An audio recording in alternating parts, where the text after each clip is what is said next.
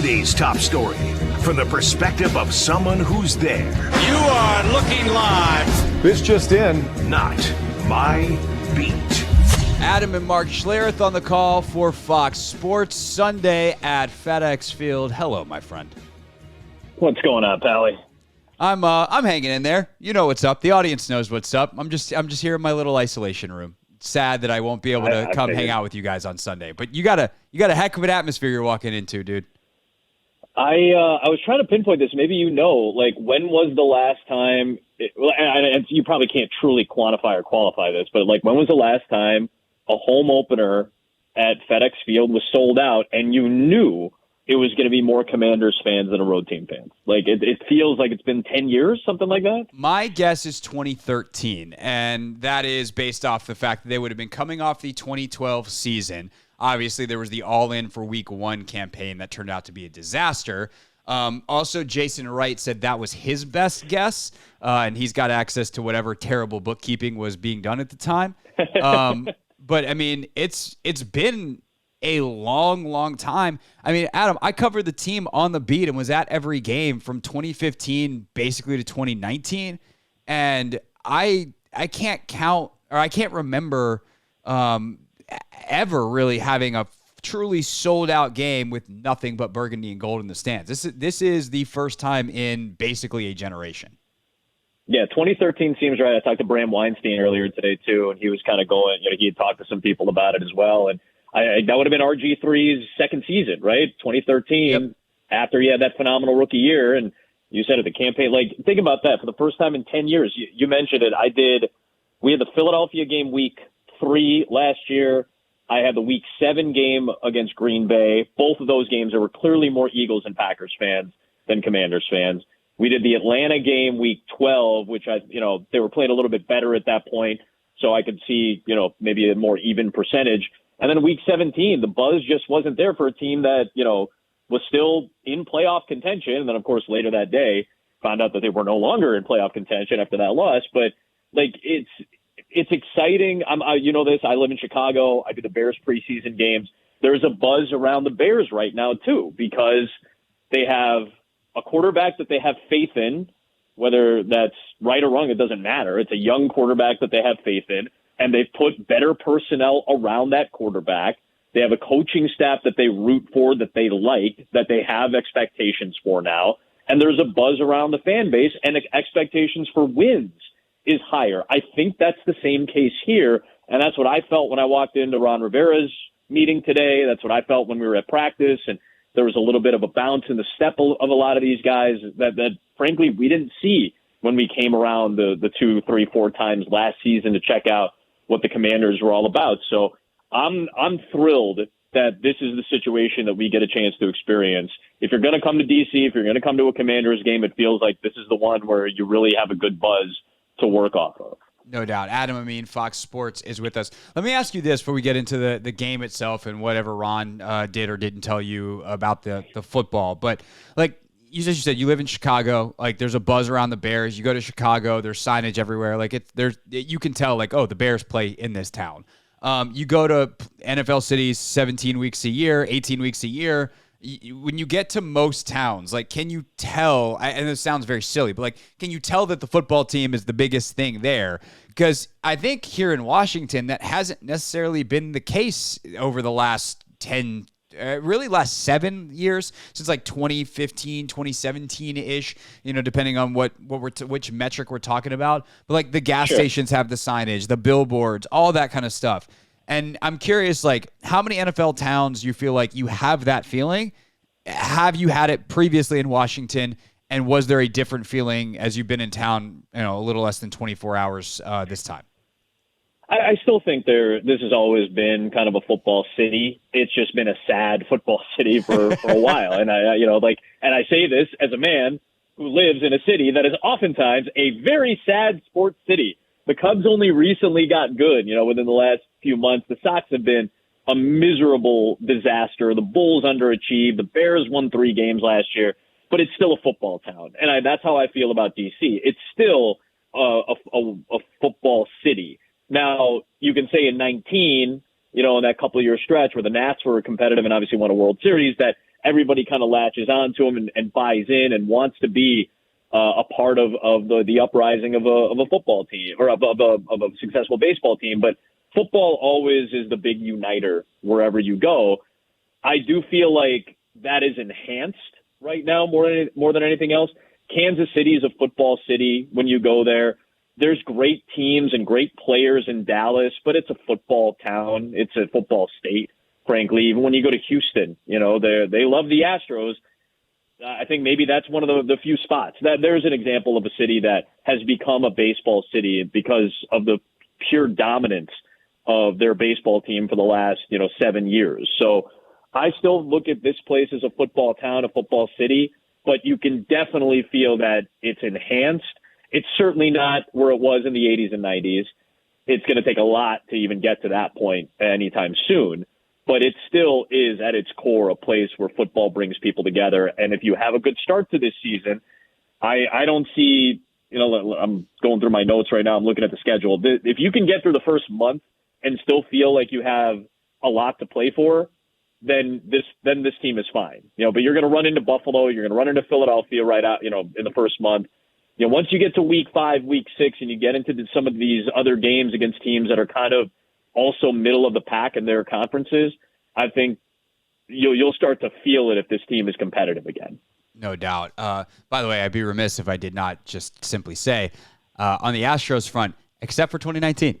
Except for 2019. There you go. Hooray! All right. Adam Amin is with us, of course, Fox Sports play-by-play. He and Mark Schlereth to be on the call on Sunday. So you got to sit down with Rivera multiple times last year in the production meetings, and especially early in the year, that week 3 game against Philadelphia. And, he would always publicly say, oh, we're supportive of Carson. We're really excited. We think he's going to be great, because what else is he going to say? He's an NFL head coach. But you get to sit down with him and feel it and feel the confidence level. And you probably could tell a little bit underneath, there's some nerves there. When he starts talking about Sam Howell with you guys today in your meeting, how was it different than a year ago? So I think it was completely different. And it was both with Ron and with Eric Bieniemy. And now you can't compare, obviously, last year for Eric, but you just the general vibe that you got from both of those guys talking about Sam was very high praise. They were very excited about the potential of Sam. Now, listen, he's got one NFL start under his belt, but I've seen him practice a bunch. I've seen him play in his college days. We covered him in college during his, electric freshman season at Carolina. I texted Mac Brown, when I knew he was going to be the starter.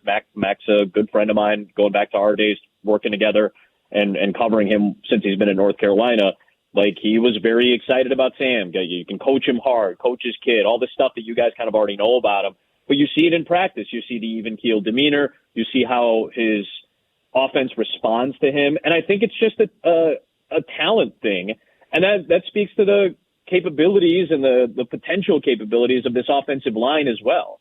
So all of these things go hand in hand to give people confidence. If you're a fan and you go, hey, I like our offensive line, and we have 2 really good running backs, and Logan Thomas is healthy, and I put this trio of receivers, McLaurin, Samuel, and Dotson, up against a lot of trios in the NFL, when you can say all of those things and say, I think this quarterback gets it, and then you watch him throw a very catchable ball in the start last year against Dallas, where he even says he could have been better, where you watch him in the preseason and you saw some of the throws that he made, and I watch him in practice against, granted, he's not going to get hit in practice, but you watch him against practice pressure, and he's throwing balls with touch and distance and some heat on it in the more intermediate and short games.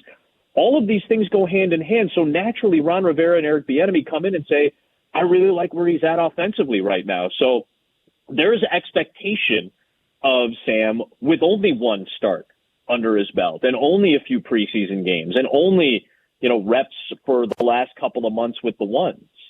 So when I hear that, when I feel it, it's pretty glaring compared to where this organization has been the last several years with the slew of starting quarterbacks that were taking snaps. And then last year when they had Wentz up and down, when they had Heineke very high up, and then all of a sudden hit the skids later in his tenure. So I'm excited for it because you can kind of sense there's a little bit of faith. And hey, guys, this is the number 144 pick. You don't see this all the time. So you can sense when people have confidence, especially when there's not a track record at this level or in the draft process for a player like Howell.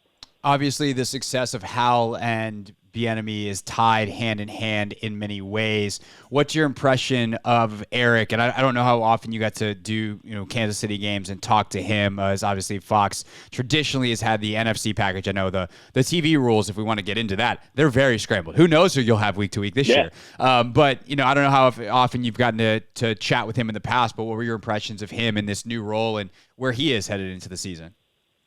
Well, he's an easy guy to talk to. He knows Mark Schlereth, obviously going back to, he's a big Colorado guy, obviously. He's very excited about what's happening with Deion and stuff in Boulder right now. But I was impressed. I walked away impressed. He knows his stuff, has a great feel for how NFL offense is developing.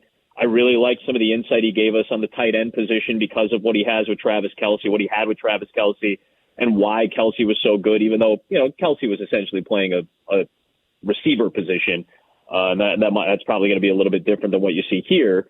But, part of the insight that he gave us about why Kelce's so great, part of the insight about his running back background and why he likes this room so much because, he's coached Maurice Jones-Drew and Charles and Peterson and some big names over the last, 10 to 15 years in this league. So I really enjoyed kind of getting his insight. I like his confidence.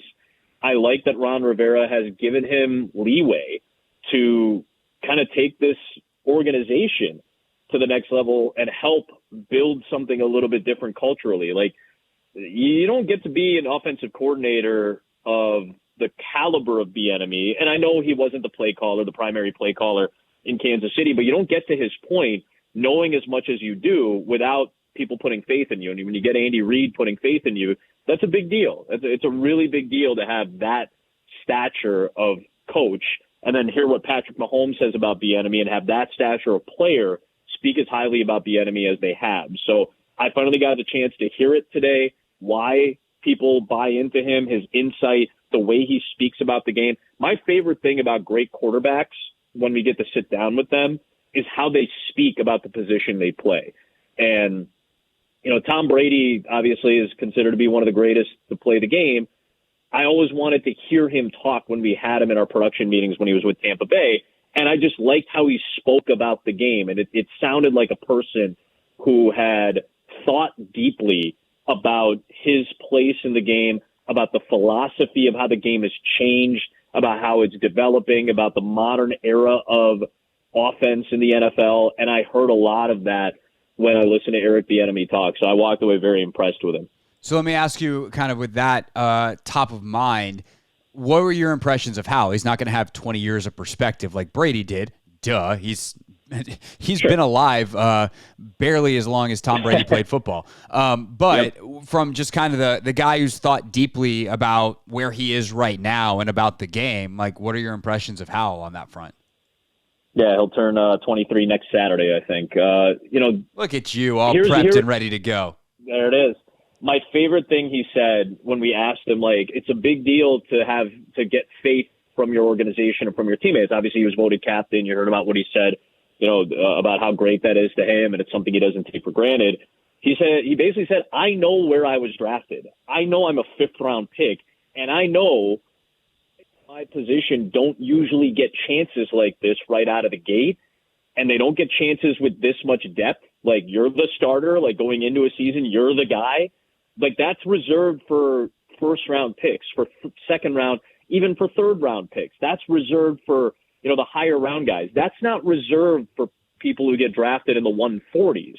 What was he, picked 144? Like, he understood that, and he spoke very highly about his time not playing last year. While, he said until Wentz got hurt in week 6, right, against Chicago with the hand injury, he wasn't taking any scout team reps because Heineke was taking all the scout team reps as the true backup. And then when Heineke steps in, finally, he gets to start taking some scout team reps. And he said something that I think a lot of quarterbacks say. I treated every rep like it was the game because I didn't know when I was going to get the next one. But while sitting on the sidelines, he goes, I did all the mental work and I felt comfortable with the offense and I got comfortable fairly fast. And that's not shocking based on the intelligence level that he has. That's what I've heard a lot about from him or from Mac Brown. the coach's kid thing is no joke. Anytime you're a coach's kid and you make it this far, typically you have a pretty good grasp of how offenses work. So hearing him talk about safety play and rotations from the back end and how he looks at the defense from top down and how he has an understanding of pressure packages and how his teammates, especially Bieniemy Brown, have spoken about him, because obviously, they played together in North Carolina. Like, all of these elements that are, you become cliche when you hear him enough. It's still jarring in a good way to hear somebody like him, drafted in the 5th round, doesn't come out of like a blue blood college football program. Like, it's nice and refreshing to hear it, and it certainly makes you seem like somebody who has more perspective beyond, the 23-year-old he's about to be, beyond the one start resume that he has in the NFL. So that's what I got from him, just his presence and self-awareness. I'm a big self-awareness guy because as I get older, I'm trying to maintain a certain level of self-awareness. So I know, how to adjust my behavior, or how if I'm not doing something right, I want to improve on that. He seems to have that type of knowledge already as a guy who's 13 years younger than I am. Yeah. Those wise kids, as you get older, you're like, oh, you're rare. Was I terrible at that age? And you start asking questions. Was I a jerk? Because it seems like I was kind of a jerk when I was in my early 20s. Yeah. I didn't know you in your early 20s. Late 20s, you had some things figured out. So that's when we met. That's all I care about. All the people. Never mind. We're not going down the rabbit hole. Adam Amin is with us here on the Hoffman Show, Fox Sports. Of course, on the call on Sunday. Last thing for you on the way out, my friend. A lot of people, obviously, around the football world think Arizona is going to absolutely stink. A joke of a team. I can't believe they cut Colt McCoy and traded this guy and yada, yada, yada. And I know from talking to Schlereth earlier in the week, he's like, people are sleeping on Arizona. Not that they're going to be good, but they're not a pushover. I know you haven't had a chance, or typically you don't have a chance to have your Arizona meetings until Saturday, so I don't know how much you've gotten a chance to talk to folks around there, but you've certainly been studying them. What are your impressions of Arizona and the opponent that Washington faces on Sunday? I kind of feel the same way the general ideas, but again, I hope to be proven wrong as the season goes on. We'll have Arizona week 2 as well. So, we'll see what happens Sunday and then kind of see it week to week when they play New York next week. There's talent, there's talented guys, but as oftentimes you see, this is kind of a piecemealed lineup now, right? Whether it's their front, they go and sign LJ Collier, and now Jonathan Ledbetter is going to get more time up front. And, their best players, their best sack guys are gone. J.J. Watt retired. Zach Allen went to Denver. Isaiah Simmons just got traded to the Giants. Myjai Sanders, who had 3 sacks and limited duty last year, is on IR. Byron Murphy goes to Minnesota. Marcus Golden was a veteran who went back to Pittsburgh. They drafted a corner in the 3rd round who's injured right now. So where do you look? I still think Budda Baker and Jalen Thompson are 2 of the best safeties in the league. That's one of the best safety tandems around. And I'm a big Kaiser White fan who's playing inside linebacker for him. Zaven Collins, I saw make really good plays and make great strides last year, but there's not enough right now for me to feel confident on the defensive end for Arizona. Offensively, listen, Josh Dobbs has 2 starts. That's it. They came late last year. There's not much there. Clayton Tune, if he ends up having to play, has never taken a snap in the NFL.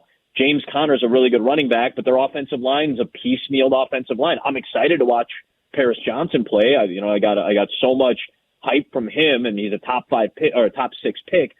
So I'm excited to watch him play, but it's a lot of piecemealing right now. So I'm not sold on Arizona by any means because of those reasons. Do I think they can win a few games this year? Yeah.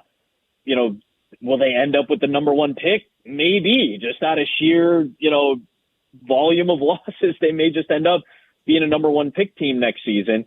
I've had good experiences with Jonathan Gannon. He's an energetic guy. I know the general idea that, everybody saw the 40-second clip of his, kind of cringy locker room or meeting room speech, but that's a small portion of it. I'm not going to judge a guy based off that, how he's going to be as a head coach based off that.